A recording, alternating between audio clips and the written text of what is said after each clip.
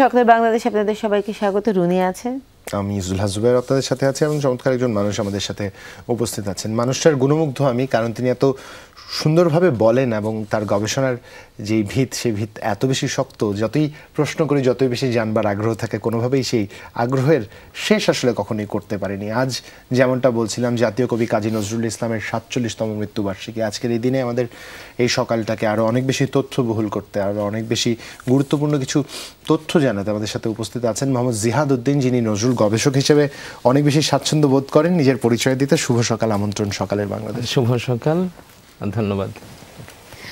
তো আজকের দিনটা তো নিশ্চয়ই অন্যান্য যে কোনো দিনের থেকে আসলে ব্যতিক্রম। তো কখনো কি মনে হয়েছে যে আসলে এই যে নজরুল চর্চা আমরা শুধু দিন কেন্দ্রিক না করে, বছরে দুটো দিনকে হয় না চিহ্নিত না করে সারা বছর আসলে কেন চর্চা করি না? একদম যথার্থই বলেছেন যে আসলে নজরুল চর্চার বিষয়টি দিন কেন্দ্রিক করাটা এক ধরনের আত্মঘাতী কাজ। আসলে মানে এটা অনেকটা এরকম, নজরুল তো আসলে আমাদের প্রতিদিনের বিষয় হওয়ার কথা, এবং নজরুল ঠিক সেই রকম সৃষ্টি আমাদের জন্য রেখে গেছেন। তিনি আমাদের মানে এমন কোনো বিষয় নেই যে বিষয়গুলো তিনি টাচ করেননি। তো নজরুলকে নিয়ে আমাদের প্রতিদিনই কাজ করা উচিত এবং তাকে ধারণ করা উচিত, তাকে চর্চা করা উচিত, এবং তিনি একজন দিক নির্দেশক। তিনি যেভাবে দিক নির্দেশনা দিয়ে গেছেন সেইভাবে আমাদের চলা উচিত, কিন্তু আমরা সেটা পারছি না। আমরা অনেকটাই মানে কি বলবো যে দিবস কেন্দ্রিক হয়ে যাচ্ছি, যে মৃত্যু দিবস কিংবা জন্ম দিবস। তো তারপর আমি বলবো যে মন্দের ভালো, যে অন্তত এইটুকু তো হচ্ছে। এইখান থেকে আমরা যেন প্রতিজ্ঞা করতে পারি যে না, আমরা প্রতিটা দিন নজরুলকে নিয়ে ভাববো, চর্চা করব। নিঃসন্দেহে জিহাদুদ্দিন, এইখানে আসলে যে প্রসঙ্গটা এসে দাঁড়ায়, আমাদের তো জাতীয় কবি ভারতবর্ষে বা ভারত উপমহাদেশে যেভাবে চর্চিত তিনি হবেন, তার চেয়ে বরঞ্চ অনেক বেশি গুরুত্ব সহকারে তাকে আমাদের চর্চায় রাখা উচিত, আমাদের যাপনে রাখা উচিত। যেটা খুব স্বাভাবিকভাবেই যদি আমরা আমাদের বিভিন্ন প্রতিবেশী রাষ্ট্রের দিকে তাকাই, তারা কিন্তু তাদের জাতীয় পর্যায়ে যারা স্বীকৃত, আদৃত, সমাদৃত, তাদের ঠিক এভাবেই ধারণ করেন।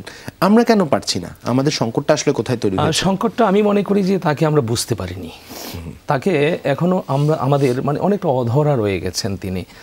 এই যে আপনি বললেন যে জাতীয় কবি, এই বিষয়ে কিন্তু আমাদের সবার কাছে সঠিক ইতিহাস বা ধারণাটি আমার মনে হয় যে নেই, অথবা আমরা যারা জানি তারা হয়তো সবাইকে জানাতে পারছি না। সেটি হলো যে তিনি কিন্তু জাতীয় কবি, আমাদের স্বাধীন বাংলাদেশের তো নিঃসন্দেহে তিনি জাতীয় কবি, কিন্তু তারও আগে তিনি তো স্বাধীনতার কবি। তিনি ভারতবর্ষের, আমি বলবো যে পরাধীন ভারতবর্ষের স্বাধীন কবি ছিলেন তিনি।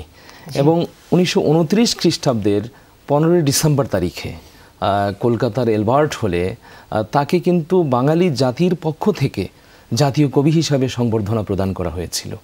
এবং সেই যে সংবর্ধনা অনুষ্ঠানটিতে সভাপতিত্ব করেছিলেন বিজ্ঞানাচার্য প্রফুল্লচন্দ্র রায়, প্রধান অতিথি ছিলেন নেতাজি সুভাষচন্দ্র বসু। তো সেই জায়গা থেকে সেই দিন কিন্তু আনুষ্ঠানিকভাবেই এই বাঙালি জাতি কাজী নজরুল ইসলামকে তাদের জাতিসত্তার কবি হিসাবে গ্রহণ করেছিলেন নিঃসন্দেহে। তো কিন্তু আমরা নজরুলকে সেই অনুষ্ঠানে কিন্তু সভাপতি হিসাবে প্রফুল্লচন্দ্র রায় মহাশয় বলেছিলেন যে ফরাসি বিপ্লবের সময় এক একজন ফরাসি তারা মহামানবে পরিণত হয়েছিলেন এবং সেই জন্য একটি বিপ্লব সম্ভব হয়েছিল। তিনি বলেছিলেন, আক্ষেপ করে বলেছিলেন যে এই নজরুলকে যদি আমরা বুঝতে পারতাম তাহলে এক একজন বাঙালি মহামানবে পরিণত হতেন। তো সেই জায়গায় আপনি যেটা বলছিলেন যে আসলে আমরা জাতীয় কবি হিসাবে তাকে আমরা বলছি, কিন্তু তাকে সেই জায়গাটিতে আমরা কিন্তু চর্চা করছি কিনা, এটা কিন্তু একটি বড় প্রশ্ন। শুধুমাত্র সাহিত্যের কথাই যদি না বলি, তার যে জীবন দর্শন ছিল জিহাদ ভাই, খুব স্বাভাবিকভাবে যে প্রসঙ্গটি আসলে সামনে চলে আসে। আমরা জানি আপনার প্রসঙ্গে আসলো যেই অডিটোরিয়ামের কথা বললেন, যেই স্বীকৃতির কথা বললেন, প্রফুল্লচন্দ্র রায় ছিলেন এবং নেতাজি সুভাষচন্দ্র বসু সেখানে ছিলেন। নেতাজি সুভাষচন্দ্র বসুর জীবন থেকেও যদি আমরা দেখি, তাকে অনেক বেশি নজরুল অনুপ্রাণিত করেছেন এবং তার যে বিদ্রোহী চেতনা, তার বিদ্রোহী চেতনার অনেকটা অংশ জুড়ে কাজী নজরুল ইসলাম ছিলেন। নেতাজি তো বলতেন যে নজরুলের স্বপ্ন হচ্ছে বাঙালি জাতির স্বপ্ন, এবং নজরুল একটি জ্যান্ত মানুষ।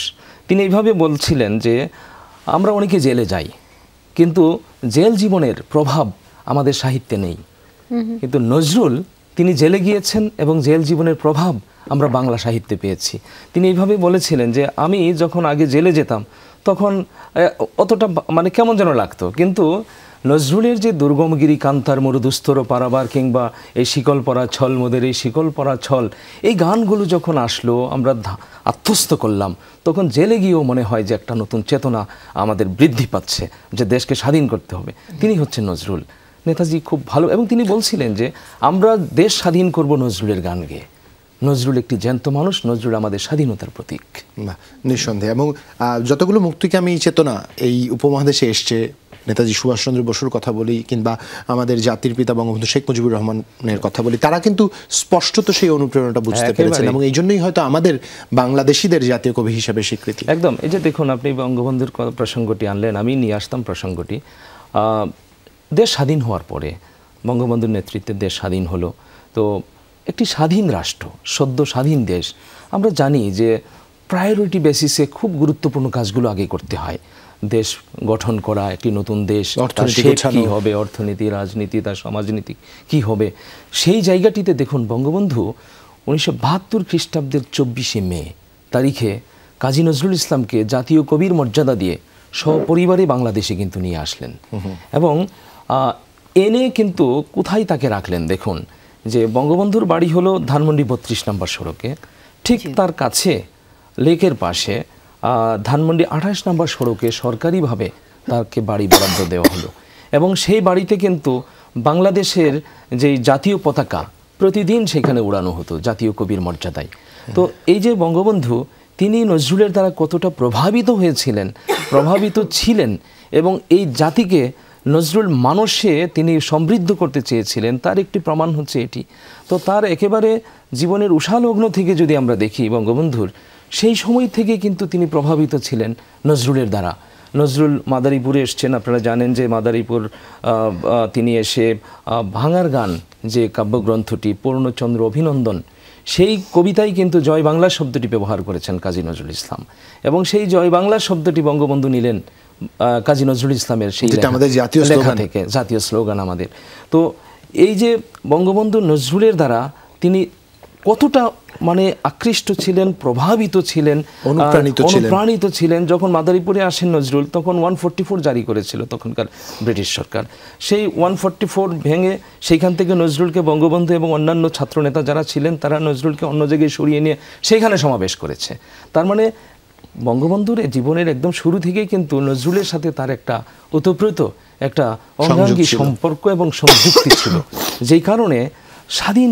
আপনারা একটা জিনিস খেয়াল করবেন, আমাদের মুক্তিযুদ্ধ চলাকালে যে অস্থায়ী সরকার যেটি ছিল আমাদের, খুব ভালো লাগে জেনে, সেটি হলো এই অস্থায়ী সরকার কিন্তু দেখুন যুদ্ধ চলাকালীন একটি স্বাধীনতাকামী মুক্তিকামী জনগণ দেশ স্বাধীন করবার জন্য যুদ্ধ করছে, সেই সময় কাজী নজরুল ইসলামের জন্য মাসিক 250 টাকা বরাদ্দ প্রদান করে আমাদের অস্থায়ী সরকার।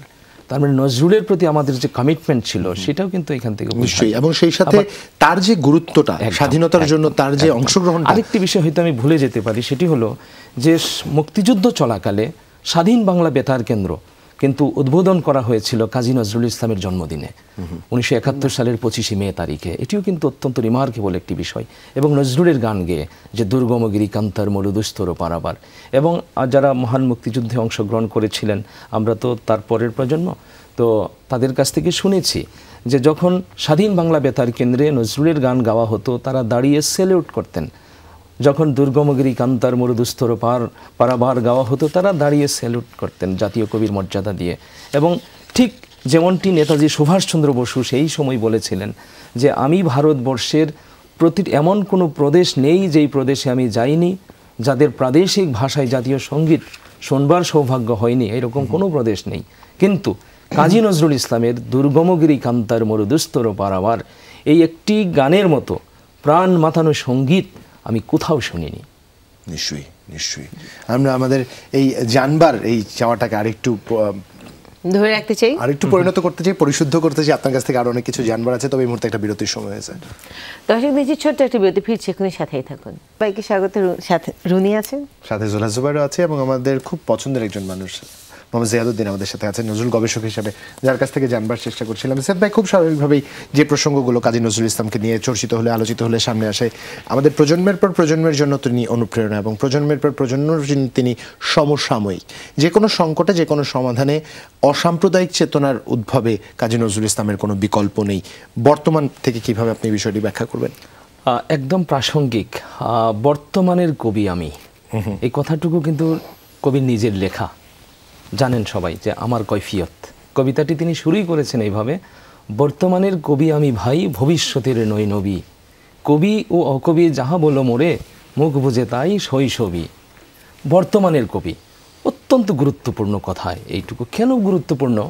বর্তমানের কবি, আমরা জানি যে কাল তিনটি, অতীত, বর্তমান, ভবিষ্যৎ। কিন্তু আপনি খেয়াল করবেন যে কার্যত কাল হচ্ছে আসলে একটি, বর্তমান। এবং বর্তমানকে যিনি ধারণ করতে পারেন তিনি আসলে পারফেক্ট। অর্থাৎ তিনি সময়ের কবি। তিনি সময়ের যে সমস্যা, সমসাময়িক যে বিষয়গুলো, কোনো কিছুই তিনি স্কিপ করে যাননি। তিনি সব কিছু তিনি অ্যাড্রেস করেছেন, যেই কারণে তিনি কনফিডেন্টলি বলতে পেরেছেন যে আমি বর্তমানের কবি। এখন বর্তমানকালে তার সময়ে যা বর্তমান ছিল, এখনও কিন্তু অনেকটা সেগুলি বর্তমান। এই যে আপনি যেটা বললেন যে সাম্প্রদায়িক সম্প্রীতি বলুন বা আমরা স্বাধীনতার চেতনা বলি, যাই বলি না কেন, মানুষে মানুষে কেন বিভেদ হবে? এক মানুষ আরেকজন মানুষকে কেন পরাধীন করবে? প্রতিটি মানুষ সম্মান নিয়ে পৃথিবীতে এসছে, প্রতিটি মানুষ স্বাধীনভাবে পৃথিবীতে বেঁচে থাকবে তার আত্মমর্যাদা নিয়ে।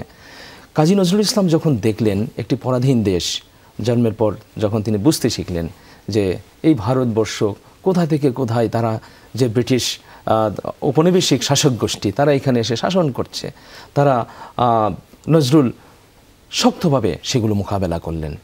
তিনি কিন্তু পরোয়া করেননি কাউকে। তিনি যে একা, সেটাও তিনি বলেছেন এইভাবে যে আমি বিশ্ব ছাড়াই উঠিয়াছি একা, বিদ্রোহী, চিরবিদ্রোহী বীর। তো তিনি কাউকে পরোয়া করেননি। কে তার কাছে আসলো, তাকে ফলো করলো কিংবা করলো না, কে তাকে বাধা দিল কিংবা তাকে ওয়েলকাম করলো, কোনো কিছুরই তিনি পরোয়া করেননি। তিনি সমসাময়িক সবগুলো সমস্যাকে তিনি অ্যাড্রেস করেছেন।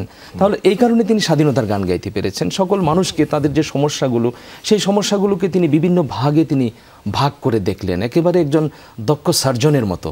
তিনি দেখলেন যে সামাজিক সংকট আছে, ধর্মীয় সংকট আছে, অর্থনৈতিক সংকট আছে, রাজনৈতিক সংকট আছে। প্রতিটি সংকটকে তিনি বিশ্লেষণ করলেন, করে প্রতিটি সংকটের তিনি সমাধান বের করলেন। তিনি দেখলেন যে পরাধীনতার নাগপাশ থেকে আমাদেরকে মুক্তি পেতে হলে আমাদের মধ্যে ভাইয়ে ভাইয়ে আমাদের মিলন সেতু তৈরি করতে হবে। যে হিন্দু মুসলমানের মধ্যে দিনরাত হানাহানি, এই যে বিষয়গুলো, সেগুলোকে দূর করতে হবে। তখন কাজী নজরুল ইসলাম সাম্যের গান গাইলেন, সাম্প্রদায়িক সম্প্রীতির গান গাইলেন। আমরা জানি কথাগুলো যে হিন্দু না মুসলিম ওই জিজ্ঞাসে কোনজন, কান্ডারি বলো ডুবিছে মানুষ, সন্তান মোর মার, আমার মায়ের সন্তান সব ডুবে যাচ্ছে, তোমরা কে এখানে বিভাজন সৃষ্টি করছো, আমার সামনে এসে দাঁড়াও, সবাই আমরা এক, মোরা এক বৃন্তে দুটি কুসুম, হিন্দু মুসলমান, মুসলিম তার নয়নের মনে, হিন্দু তাহার প্রাণ। এই যে মানুষকে ঐক্যবদ্ধ করতে হবে, কোনো রকম ধর্ম, বর্ণ বা কোনো কিছুর মানদণ্ডে মানুষকে বিভাজন করা যাবে না, শোষণ করা যাবে না কোনো অবস্থায়। সেই বিষয়গুলো কিন্তু তিনি অ্যাড্রেস করলেন। এখনকার সময়ে দেখুন, আমরা যদি সামনে এগিয়ে যেতে চাই, নিশ্চয়ই আমরা চাই সামনে এগিয়ে যেতে, সুন্দরভাবে থাকতে, স্বাধীনভাবে সুখে শান্তিতে থাকতে, একটি সমৃদ্ধ দেশ, সমৃদ্ধ সমাজ আমরা প্রত্যাশা করি সবসময়। সেই লক্ষ্য নিয়ে আমরা কাজ করছি। এখন সেই কাজের ক্ষেত্রে আমি মনে করি যে প্রধান নিয়ামক শক্তি হলেন কাজী নজরুল ইসলাম। তিনি আমাদের জন্য এমন সব উপাদান রেখে গেছেন, যে উপাদানগুলো যদি আমরা ধারণ করতে পারি, আমরা যদি নিজেদের সংকীর্ণতার ঊর্ধ্বে উঠতে পারি, আমরা যদি আমাদের দৃষ্টিশক্তিকে প্রসারিত করতে পারি, আমরা যদি বায়াসড না হই কারোর প্রতি, আমরা যদি নিরপেক্ষতার সাথে সুষ্ঠু চিন্তা ভাবনা করি, সুস্থ চিন্তা করি, তাহলে নিঃসন্দেহে কাজী নজরুল ইসলাম হবেন আমাদের একমাত্র দায়িত্বশীল অভিভাবক, যিনি আমাদেরকে এই উপাদানগুলো আমাদের জন্য রেখে গেছেন। আমরা নজরুলকে ধারণ করতে পারলে আমরা অসাম্প্রদায়িক হব। নজরুলকে ধারণ করতে পারলে আমরা প্রতিটি মানুষকে আপনি সম্মান করতে পারবো। এবং ভ্রাতৃত্ববোধের যে চমৎকার প্রস্ফুটন, তা কিন্তু খুব স্বাভাবিকভাবে কাজী নজরুল ইসলামের চেতনায় দেখা যায়। এবং এই ভারত মহাদেশের মধ্যে ভ্রাতৃত্ববোধ পুনর্বিনির্মাণ, পুনঃপ্রতিষ্ঠার জন্য কোনো বিকল্প নেই। কারণ সময় প্রয়োজন। এখন এক প্রতিবেশী আরেক প্রতিবেশীর উপর চড়াও হতে চাই, অথচ যখন সম্পূর্ণ ভারতবর্ষ আমরা ছিলাম তখন এক হয়ে কিন্তু ব্রিটিশ শাসনের বিরুদ্ধে লড়েছি। এখন এই সংকট, এই বিভাজন দূর করতে হলো। যে বিষয়টি বললেন মোহাম্মদ জিয়াদউদ্দিন, এই জায়গায় আসবো আপনার কাছে, তবে তার আগে আমাদের জাতীয় কবির জীবন একটা বিশাল অংশের প্রভাব ফেলেছে কিন্তু ময়মনসিংহের ত্রিশালে তার যে আনয়ন, কারণ এখানেই তিনি কিছুটা পরিণত হয়েছেন, সংকট দেখেছেন চারপাশে, এবং শুকনি বিলের পাশে বসে তিনি বাঁশিও বাজিয়েছেন। এই গল্প আমরা কিন্তু আমাদের কারোই অজানা নয়। তাই আজকের এই দিনে একটু দর্শকদেরও সাথে করে নিয়ে যেতে চাই জাতীয় কবি কাজী নজরুল ইসলামের বাল্যস্মৃতি ধন্য ময়মনসিংহের ত্রিশাল উপজেলায়। সেখান থেকে যুক্ত হচ্ছেন আমাদের সহকর্মী হুসেইন শাহিদ, যাচ্ছি তার কাছে। হুসেইন শাহিদ, শুভ সকাল। শুভ সকাল হোসেন শাহিদ।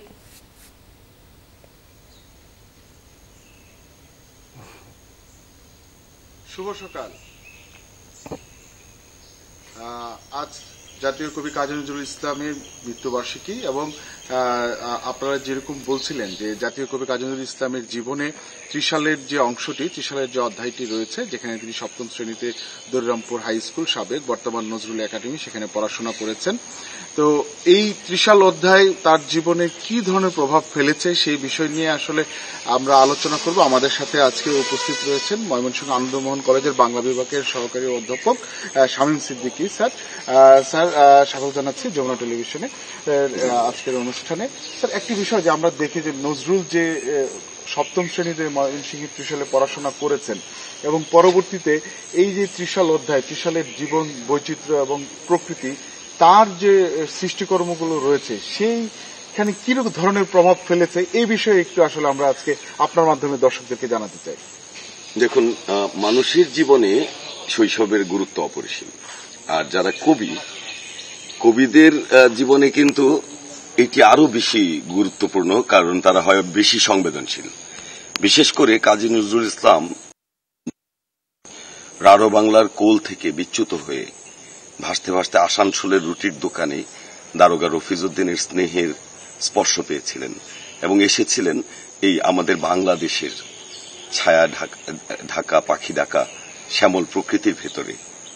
এইটি কিন্তু যতটা না তার সামাজিক এবং পারিবারিক আশ্রয়ের জায়গাটায় গুরুত্বপূর্ণ ভূমিকা পালন করেছিল, আমি মনে করি তার চেয়ে আরো বেশি ভূমিকা পালন করেছিল যে বাংলাদেশের যে সবুজ প্রকৃতি, উদার আকাশ, তারপরে হচ্ছে অঝোর ধারায় বৃষ্টি, এখানকার পাখির ডাক, এবং এই কোলাহল মুক্ত ত্রিশালের যে নিভৃত জনজীবন, এই জনজীবন এবং প্রকৃতি দুটোই কিন্তু তার শৈশবে আসলে তার কবি হৃদয়ের যে গতি প্রকৃতি সেটা নির্ধারণের ক্ষেত্রে একটা ভূমিকা পালন করেছিল, এবং এই ভূমিকা বলা যেতে পারে অত্যন্ত যুগান্তকারী এবং সুদূরপ্রসারী।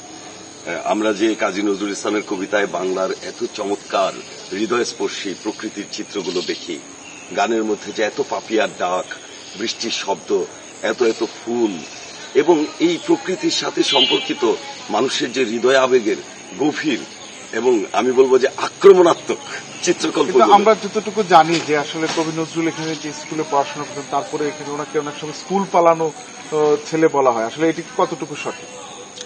ওনার মধ্যে একজন মেধাবী মানুষ স্কুল পালানো, এটা হচ্ছে কি আসলে একটু আমাদের খটকা সৃষ্টি হয়, কারণ আমরা যেরকম ভাবে দুঃখ মিয়া বলতে যেরকম অনাথ অসহায় একটি বালকের ছবি আমাদের হৃদয়ে আঁকি, আমার মনে হয় এটি বোধহয় সঠিক নয়, কারণ তিনি 14-15 বছর বয়সে এখানে এসেছিলেন, এবং ওই সময় বয়সটি নিতান্ত শিশু নয়, তিনি যথেষ্টই পরিণত ছিলেন, এবং তার মতো কবি ব্যক্তিত্ব, তার আত্মমর্যাদা বোধ কিন্তু খুব তীক্ষ্ণ। ফলে আমার ধারণা দারোগা রফিজুল্লাহ খুব সম্মানজনক একটি স্নেহের ভিতর দিয়েই তাকে এখানে এনেছিলেন, এবং এখানে যে তিনি পড়েছিলেন, পড়ার পরিপ্রেক্ষিতে দেখেন স্কুল দুইটা কারণে মানুষ পালাতে পারে। একটা হচ্ছে যে স্কুলের যে পড়াশোনা এইটির সঙ্গে কিন্তু তাল মিলাতে না পেরে অনেকে স্কুলে ড্রপ আউট হয়ে যায় বা ছেড়ে দেয়, কিন্তু কাজী নজরুল ইসলাম আরো কিছু কবি সম্পর্কে এই কথাটি বলা যায় যে তারা আসলে এগুলো নিয়ে নানা ধরনের কথা প্রচলিত আছে। তবে একটি বিষয় যে সত্য, তার যে বিভিন্ন ধরনের রচনা রয়েছে, বিশেষ করে অগ্নিবীণা থেকে শুরু করে অন্যান্য জায়গায়, সেখানে ত্রিশালের ভাষা, সেই ভাষার পাশাপাশি যে জীবন বৈচিত্র্য সেগুলো উঠে এসেছে সেই জায়গায়, তো এইসব প্রভাব ফেলেছে। আসলে যে বিষয় হচ্ছে কবি স্যার যেটি বলছিলেন যে কবি যারা রয়েছেন তারা কখন কোথায় কি দেখে, কি মনে করে, কি লিখেন, কি রচনা করেন, সেটি আসলে বোঝা অনেক মুশকিল। তবে কবিকে তৈরি করার ক্ষেত্রে কিশোর বয়সে এই ত্রিশালের যে অবদান, ত্রিশালে কাজী সিমরা দারোগা বাড়ি, ত্রিশাল নজরুল একাডেমি, এখন বিশ্ববিদ্যালয় এখানে হয়েছে, বিচিত্রিয়া ব্যাপারী বাড়ি, এইগুলো কেন্দ্র করে কিন্তু একটি নজরুলময় আবহাওয়া কিন্তু এই ত্রিশাল তৈরি হয়ে থাকে। এখানকার মানুষ কিন্তু নজরুলকে সেইভাবেই ধারণ করে। ধন্যবাদ, অসংখ্য ধন্যবাদ হোসেন শাহিদ। এই বিষয়টির আলোচনা ঠিক এই মুহূর্তে অনেক বেশি প্রাসঙ্গিক এবং গুরুত্বপূর্ণ ছিল। মোহাম্মদ জিয়াদউদ্দিন, যে প্রসঙ্গে আসলে ছিলাম পরিণত হওয়ার কাজী নজরুল ইসলামের, আসলে আমি পুরো যেহেতু একটা প্রাসঙ্গিক বিষয়ের মধ্যে আমি আছি, আমরা যেহেতু এটা নিয়ে কথা বলছি, যে আমরা কিন্তু জানি যে সেটা অসাম্প্রদায়িকতার কবি হচ্ছেন কাজী নজরুল ইসলাম, কিন্তু আমরা এখনো যখন কখনো কোনো কিছুকে বিশ্লেষণ করতে চাই, আমরা তখন বলি যে জাতি, ধর্ম, বর্ণ নির্বিশেষে। তো এই যে বিভেদ, এটাকে আমরা যখন আমাদেরকে উপস্থাপন করি, সেখানে আমরা নিজেরাই তৈরি সেটা করি না? অনেকটা সেরকমই মনে হয় যে এটা ইনবিল্ড হয়ে আছে, জি, সেখান থেকে বেরিয়ে আসতে হবে। আসলে মানুষ তো মানুষই, যেখানে মানে আমরা সবাই একত্রিত হয়েও আমরা কেন নিজেদের মধ্যে একটা বিভাজন তৈরি করার চেষ্টা করি। আমাদের এই জায়গাটি তো আসলে নজরুলকে যদি আমরা সেভাবে ধারণ করতে পারতাম, তাহলে আমার বিশ্বাস যে ইনবিল্ড আমাদের ভেতর থেকেই পরিশুদ্ধ হয়ে আসতো বিষয়গুলো। এবং দেখুন, আমরা নজরুলকে বুঝতে পারিনি বলে আমরা নজরুলকে জাতিসংঘ পর্যন্ত পৌঁছে দিতে পারিনি। কারণ আমাদের ধারণাই হচ্ছে যে উনি আসলে মানে উনি একজন কবি, এর বাইরে আসলে আমাদের কোনো ধারণা নেই। শুধু এভাবেই না বলি, অনেকে মন্তব্য করবার চেষ্টা করেছেন ইতিহাস থেকে, যাকে সংক্ষেপ করলে এরকম দাঁড়ায়, তিনি দুস্থদের, নির্যাতিতদের কবি, তিনি প্রতিষ্ঠিতদের কবি নন, তাই তিনি সমাদৃত নন প্রতিষ্ঠিত মহলে। তিনি মানুষের কবি, তিনি মানুষের কবি। এটা আমাদের আসলে তারা বুঝতে পারেন না যে তিনি যে মানুষের কবি। দেখুন, জাতিসংঘে শেখ সাদি সাহেবের একটা কবিতা ওখানে মুদ্রিত আছে জাতিসংঘের সামনে, মানুষের জয়গান সম্বলিত। সেখানে তিনি দেখিয়েছেন আসলে একটি হাদিসের অনুবাদ, সেটি যে বনি আদম, যে সকল মানুষ আদমের সন্তান, সুতরাং কারোর সবাই এক, কোনো ভেদাভেদ নেই। তো নজরুল ইসলাম দেখুন কত বলিষ্ঠভাবে বলে গেছেন যে গাহি সাম্যের গান, মানুষের চেয়ে বড় কিছু নাই, নহে কিছু মহিয়ান, নাই দেশকাল পাত্রের ভেদ অভেদে ধর্ম জাতি, সব দেশে সব কালে ঘরে ঘরে তিনি মানুষের জ্ঞাতি।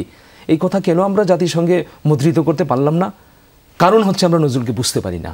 আমরা নজরুলকে থার্ড ক্লাস বানিয়ে রাখি, কারণ আমি নিজে থার্ড ক্লাস, এই কারণে মনে করি যে তিনিও থার্ড ক্লাস। নজরুল যে কত বড় মাপের মানুষ, সেটা আমাদের মানদণ্ডে আমরা বিচার করি বলে নজরুল অবহেলিত। মানে আমরা শুধু তাকে প্রেমের কবি, দুস্থের কবি, আন্দোলনের কবি, মানে আলাদা আলাদা করে আখ্যায়িত করে না করে যদি শুধু মানুষের কবি এবং তার ফিলোসফিটাকে যদি সত্যি ধারণ করতে পারতাম, তাহলে আমার মনে হয় যে মানে আমাদের যেটা আপনি বলছিলেন যে নিজেদের মধ্যে যে পরিশুদ্ধতা, সেটা আসলে সেখানে অনেক বেশি নিজেরা যদি আমরা আসলে নিজেরাই লাভবান হতাম। নজরুল তো নজরুলের জায়গায় আছেন, আজ হয়তো আমরা তাকে আবিষ্কার করতে পারছি না, পরের প্রজন্ম তাকে আবিষ্কার করবে, তারা না পারলে তার পরের প্রজন্ম করবে, তিনি হারিয়ে যাবেন না। তিনি বলেছেন যে দূর তারালুকে আমি তোমাদের সুখ যেদিন দেখতে পাবো, যে স্বাধীন পতাকা উড়িবে যেদিন তোমাদের মাঝে, আমি দূর তারালুকে আমি দেখিব সেদিন মানে সুখে। তো এই যে স্বপ্ন তিনি দেখে গেছেন, কাজও করে গেছেন, তিনি স্বাধীনতার ঘোষণা দিয়ে গেছেন, সব কিছু করে গেছেন, এভরিথিং তিনি আমাদের জন্য করে গেছেন। তো আমরা যেদিন তাকে বুঝতে পারবো, আমরা নিজেরা সমৃদ্ধ হব, স্বাধীন হব। সেক্ষেত্রে একটা বিষয় গুরুত্বপূর্ণ, আসলে শোষক বা শাসকের রক্তচক্ষুর বিরুদ্ধে দাঁড়িয়ে তো তিনি, তাই হয়তো তার আন্তর্জাতিক এই স্বীকৃতিতে এত দেরি। এই বিষয়টি একটু জানবার চেষ্টা করবো। আরো একটা বিরতির সময় হয়েছে, দর্শক নিচ্ছি ছোট্ট একটা বিরতি, ফিরছি এক্ষুনি, সাথেই থাকুন।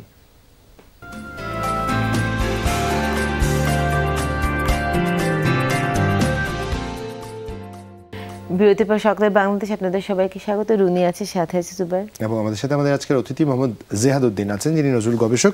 যে প্রসঙ্গটা আসলে ছিলাম প্রাসঙ্গিকতা প্রসঙ্গে, কাজী নজরুল ইসলাম যে সাম্যের কথা বলেছেন, স্বাধীনতার কথা বলেছেন, তা হচ্ছে শুধুমাত্র ভারতবর্ষের স্বাধীনতা। তিনি কখনোই 47-এর বিভাজন চাননি, জাতিতে জাতিতে বিভেদ চাননি, ধর্মে ধর্মে বিভেদ চাননি। এই কথাটা কেন যেন এখন অনেকেই মানতে চান না কিংবা মানবার আগ্রহ প্রকাশ করেন না, এবং এই জন্যই হয়তো তিনি এত বেশি নিগৃহীত হয়েছেন ব্রিটিশ শাসন দ্বারা, কারণ তিনি ওই সাম্যের কথা বলে গেছেন বারবার।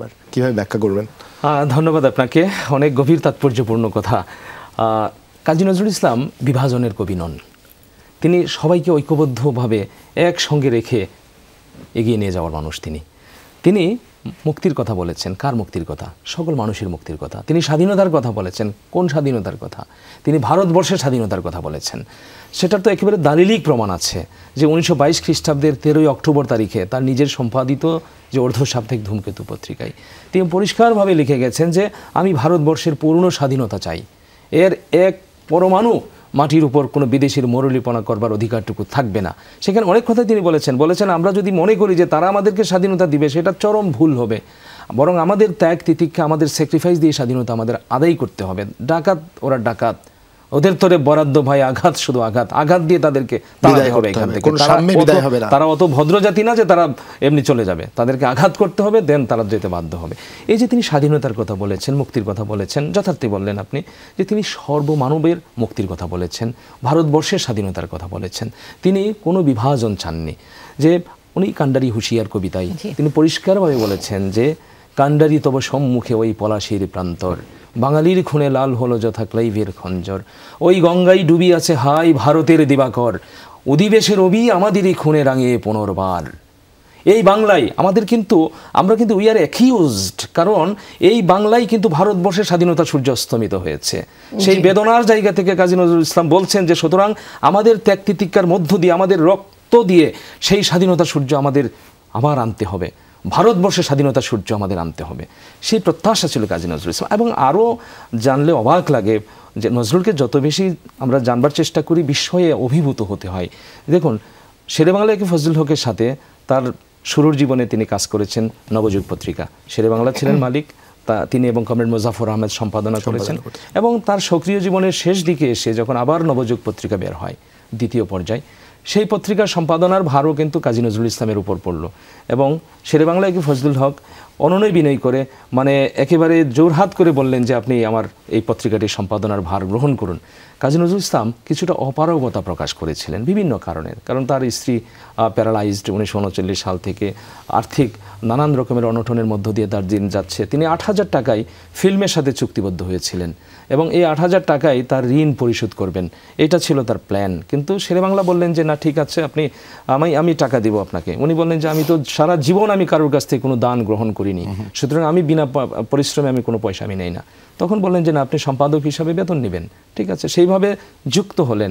কাজী নজরুল ইসলাম শর্ত দিলেন যে আমার যে ফিলসফি, সেই জায়গায় কিন্তু আপনি কোনো ইন্টারফেয়ার করতে পারবেন না। শেরেবাংলা রাজি হলেন, ঠিক আছে, আপনি স্বাধীনভাবে কাজ করবেন। কিন্তু স্বাধীনভাবে কাজ করতে পারেননি। কেন পারেননি?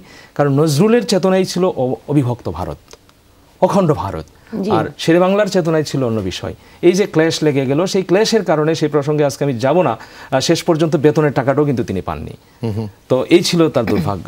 তো সুতরাং বলার, তবে এখানে একটা বিষয় স্পষ্ট, যে বিষয়টি জাতীয় কবি আমাকে বারবার অনুপ্রাণিত করেন, তিনি আপোষ করেন, তিনি ব্যক্তিসত্তার কোনো অবস্থাতেই তিনি আপোষ করেন। এই একটি মানুষ, বিস্ময়কর ব্যাপার, কোনো অন্যায়ের সাথে আপোষ করেননি তিনি, কোনো অন্যায়ের কাছে। সে যত বড় শক্তিশালী হোক, অন্যায়কারী জুলুমকারী, তার বিরুদ্ধে তিনি রুখে দাঁড়িয়েছেন। তিনি করুয়া করি না বাঁচি বা মরি, যুগের হুজুগ কেটে গেলে, স্পষ্টভাবে বলে। এবং তার লেখাগুলো আসার পর থেকে বাঙালি জাতির কথা বলা, চলাফেরা সবকিছু ধ্বংসই হয়ে গেল। একটা তীব্রতা পেয়েছে, একটা গতি সেখানে, একদম গতি চলে আসে। এখনো কিন্তু শব্দ চয়ন, আজকেও যদি আপনি নজরুলকে ধারণ করি, একটা অন্যরকম চেতনা চলে আসে। আপনার সৃষ্টিশীল কাজ বেড়ে যাবে, আপনার কাজের গতি বেড়ে যাবে। কিন্তু আপনি অফিসে, আমার অফিসে আমি 3-4টা অতিরিক্ত দায়িত্ব আমার সবসময় থাকে, কিন্তু আমি ক্লান্ত হই না, কারণ নজরুল আমার সাথে আছেন।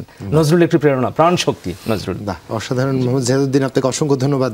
আলোচনায় কখন যে সময় অতিক্রম করে ফেলেছি টের পাইনি, কারণ আপনি মানুষটি এত চমৎকার এবং প্রসঙ্গটি এত প্রাসঙ্গিক ছিল। আজ দর্শক যারা যে প্রান্তে বসেই দেখেছেন, উদ্দেশ্য একটাই ছিল, শুধুমাত্র জাতিসত্তার বিকাশ, অসাম্প্রদায়িক চেতনার উদ্ভব এবং ভ্রাতৃত্ববোধের যে ব্যাপ্তি, সেই ব্যাপ্তি পুরো ভারতবর্ষব্যাপী ছড়িয়ে পড়া। আজ কোন অবস্থানে দাঁড়িয়ে আছি, আজ কাদের আপন বলে আমরা প্রতীয়মান করবার চেষ্টা করছি, আজ কে আমার ভালো চায় বলে সবাইকে চোখে আঙুল দিয়ে বোঝাবার চেষ্টা করছি। যদি একটু অতীত ইতিহাস থেকে আমরা দেখে নেই, তবে আমাদের আপন তারা কখনোই ছিল না, আগামীতেও কখনো হবে না, এ বিষয়ে নিশ্চিতভাবে বলে দেওয়া যায়। কারণ যারা আমাদের বিভাজন চেয়েছে, বিভাজন করে শাসন করতে চেয়েছে, তারা আর যাই হোক আপনার আমার মঙ্গল কখনো চায়নি। যাই হোক, আজকের এই দিনে এই স্বাধীন চেতনা, স্বাধীন সত্তার উদ্ভবটুকু, এই চিন্তাটুকুর আপনাদের মনে আবার নতুন করে জন্মাক, এই প্রত্যাশা রেখে বিদায় নিচ্ছি। ভালো থাকবেন সবাই। শুধু একটা কথাই যুক্ত করতে চাই, কাজী নজরুল ইসলামকে কবির বাইরে মানুষ হিসেবে তার চেতনাগুলোকে যদি আমরা একটু বিশ্লেষণ করতে পারি, জানতে পারি, তাহলে হয়তো অনেক বেশি জানতে পারবো, করতে পারবো, শিখতে পারবো এবং মুক্তির পথ খুঁজে পাবো। ভালো থাকবেন সবাই।